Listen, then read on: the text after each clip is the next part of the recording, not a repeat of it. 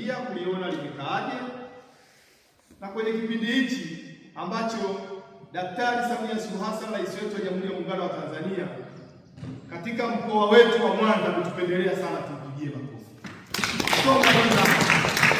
Wana Mwanza tuna kila sababu ya kumpongeza Daktari Samia Suluhu Hassan.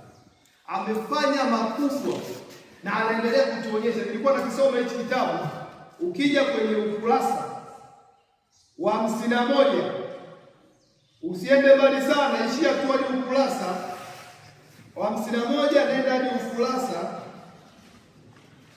wa 60. Kuanzia 51 mpaka 60 imeelezewa kuchosa.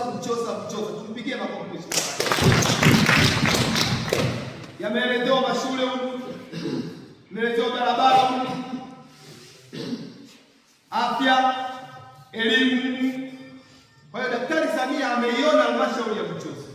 Kwa na sisi twendeni tukasimamie, na najua pamoja na ilani yetu tumeweka mambo mengi, lakini wakati unagombea wewe diwani, kuna ahadi zako ulizitoa, nenda kazitekeleze kwa wakati.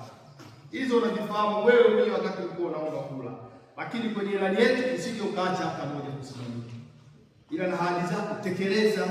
Sisi moyo hiyo ndio sifa ya diwani. Diwani Steve, diwani anaoshauriwa na kushaurika, diwani mwenye msimamo, diwani mwenye nidhamu, diwani mwenye mahusiano, na diwani mwenye mwanga wa kuwa na hamu ya kuona watu wake wanasonga mbele. Hiyo ndio sifa ya diwani katika eneo letu, na mimi naamini kupitia wilaya yetu hii kwenye halmashauri ya Buchosa na Sengerema ndio kiu yetu madiwani wote hapa. Naongopa kuna diwani anatamani yeye ajache eneo lake? Hakuna, si ndio jamani? Na asilimia kubwa ndio madiwani wengine wengi hapa